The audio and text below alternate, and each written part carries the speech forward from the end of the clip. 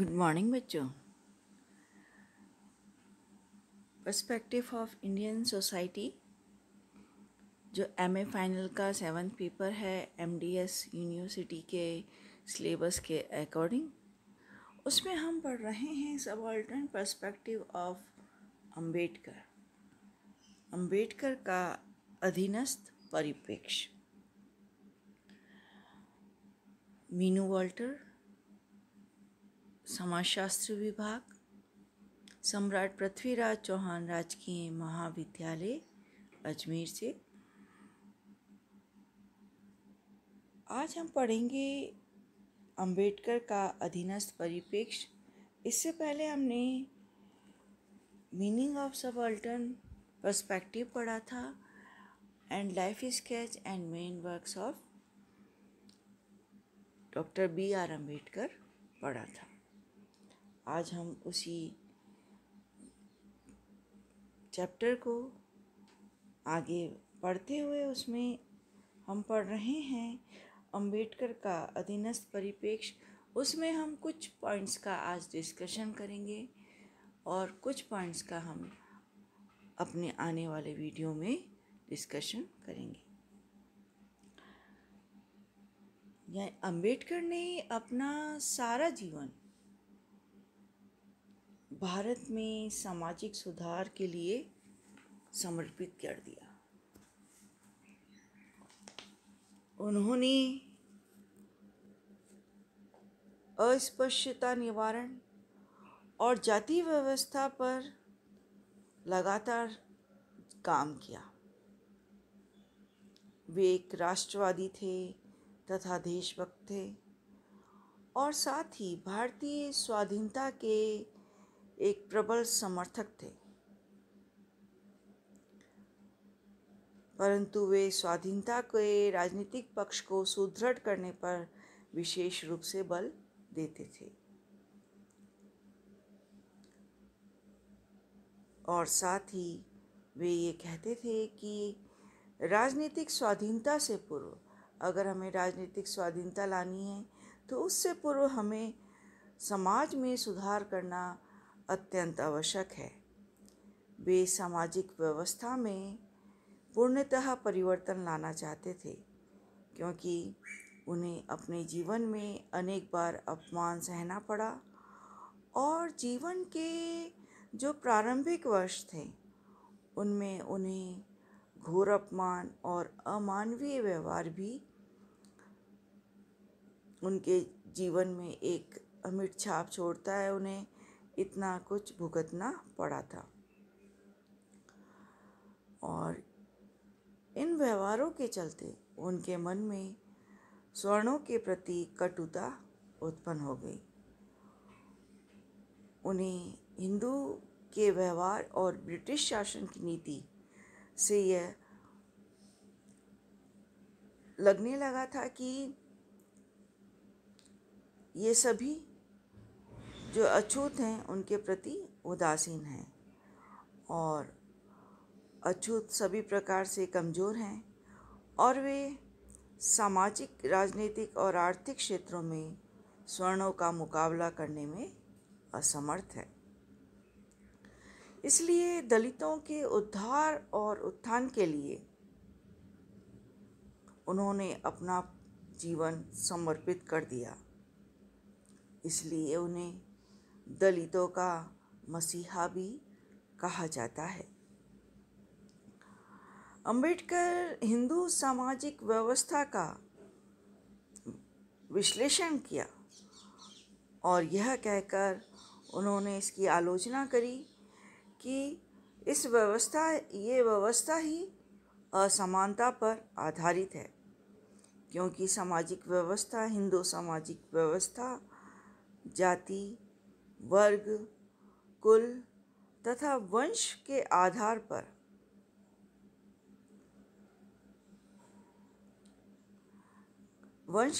पर खड़ी है और इसका आधिपत्य और वर्चस्व इसने इसी आधार पर स्थापित किया है और इसके कारण जो दूसरे वर्ग हैं वे अपने सामाजिक, धार्मिक और राजनीतिक अधिकारों से वंचित हैं तथा यही उनके शोषण का भी कारण है, क्योंकि उन्हें किसी भी तरह का अधिकार ना तो सामाजिक रूप से, ना धार्मिक रूप से, ना राजनीतिक अधिकारों के रूप से उन्हें मिला था। और इस प्रवृत्ति के कारण हिंदू समाज जो है वो निरंतर उसका विघटन हो रहा है। आपसी द्वेष और तनाव के कारण समाज में संघर्ष की स्थिति उत्पन्न हो रही है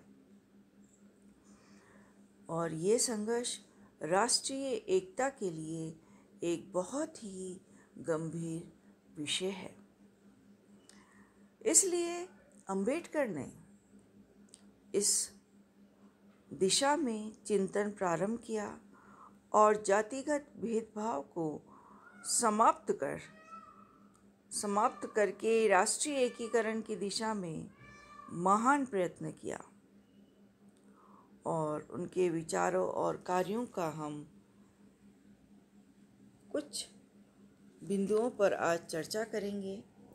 उसमें पहला है वर्ण व्यवस्था की आलोचना। डॉक्टर अंबेडकर ने जो हमारे 4 वर्ण थे उस व्यवस्था के वे कटु आलोचक थे, क्योंकि भारतीय हिंदू व्यवस्था थी वह 4 वर्णों पर आधारित थी। ये वर्ण थे ब्राह्मण, क्षत्रिय, वैश्य और शूद्र। इस विभाजन में वे कहते हैं कि शूद्रों के हितों की रक्षा की कोई व्यवस्था नहीं है।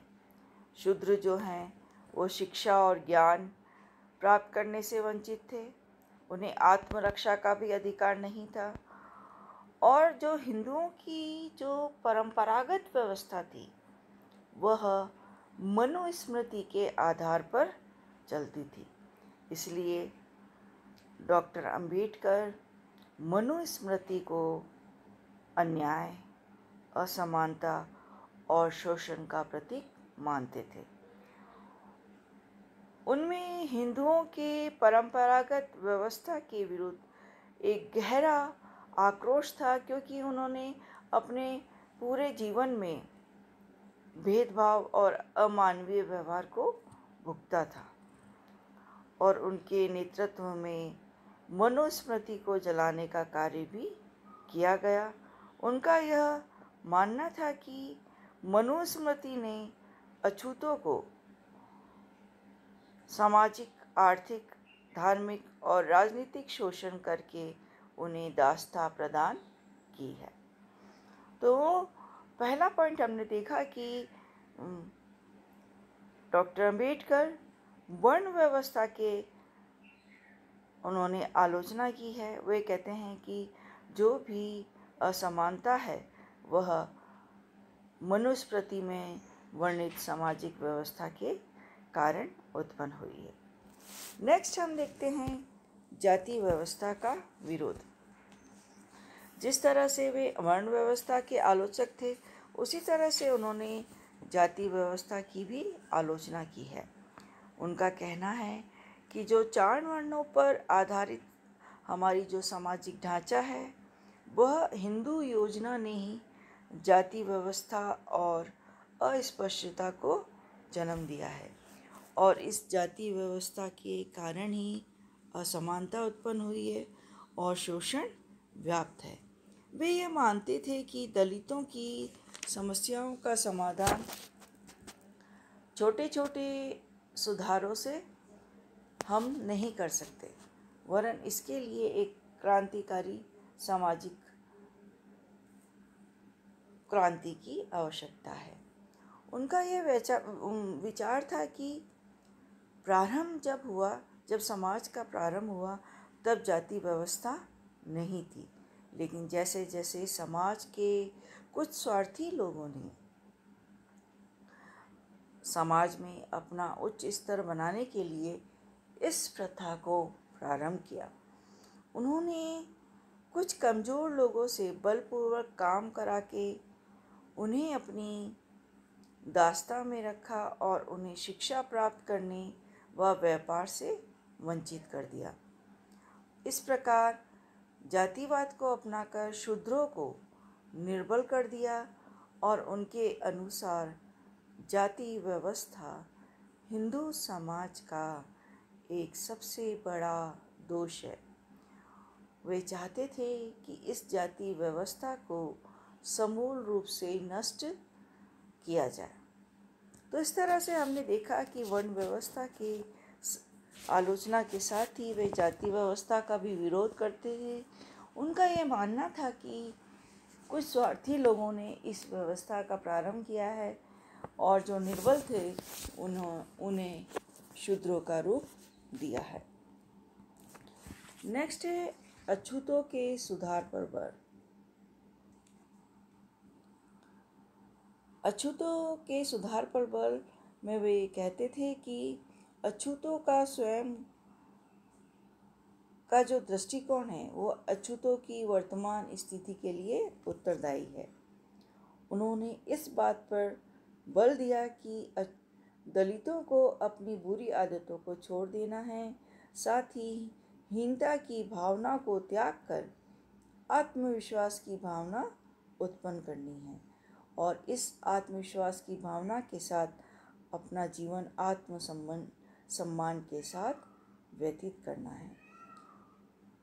उन्होंने इस बात पर भी विशेष जोर दिया कि अछूतों में स्वतंत्रता, समानता और स्वाभिमान से जीवन व्यतीत करने की इच्छा होनी चाहिए।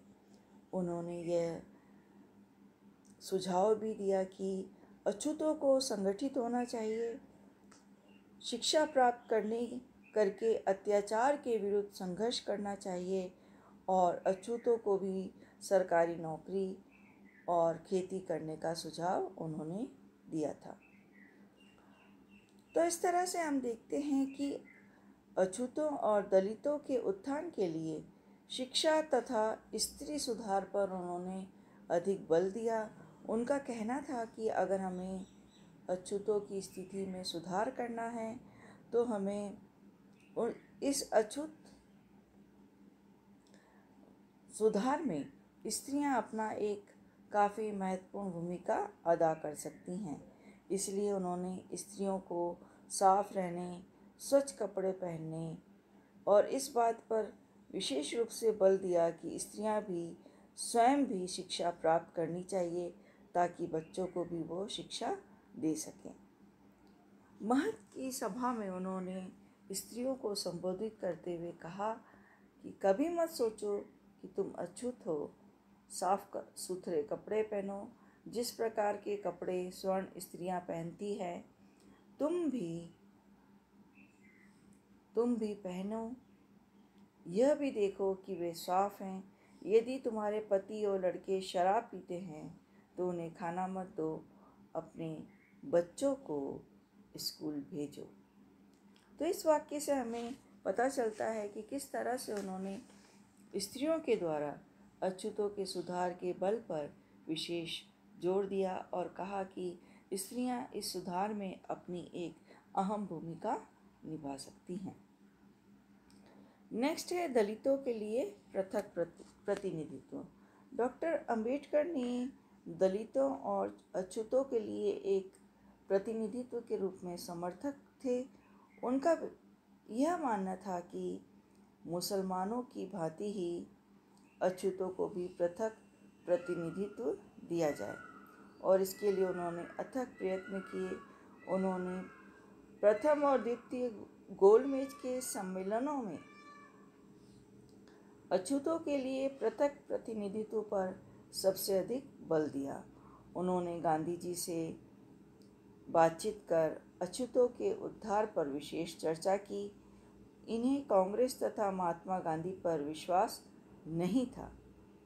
उन्होंने कहा, अब हमारा विश्वास न आप में है और न आपकी कांग्रेस पर। यदि हमारा विश्वास है तो किसी बात पर कि वह अपना उद्धार करने पर। इनके शब्दों से हम यह मानते हैं कि जाति के उत्थान को उन्होंने सर्वोपरि महत्व दिया था। इसके विपरीत गांधी जी का विचार था कि अछूत वर्ग हिंदू समाज का ही एक अभिन्न अंग है और ऐसी किसी भी स्थिति को बेस्वीकार नहीं किया जा सकता जिससे हिंदू समाज का विघटन हो। जबकि अंबेडकर अछूतों के लिए पृथक प्रतिनिधित्व देना चाहते थे और इस प्रकार से अछूत वर्ग की एक बड़ी राजनीतिक शक्ति का रूप देना वे चाहते थे। तो इस तरह से हमने आज कुछ बिंदुओं पर चर्चा की, जिसमें वर्ण व्यवस्था की आलोचना, जाति व्यवस्था का विरोध, अछूतों के सुधार पर बल और दलितों के पृथक प्रतिनिधित्व की डॉक्टर अंबेडकर ने अधीनस्थ परिप्रेक्ष्य में बात की थी। कुछ अन्य पॉइंट्स हम आने वाले वीडियो में आपसे डिस्कशन करेंगे। धन्यवाद। Have a nice day.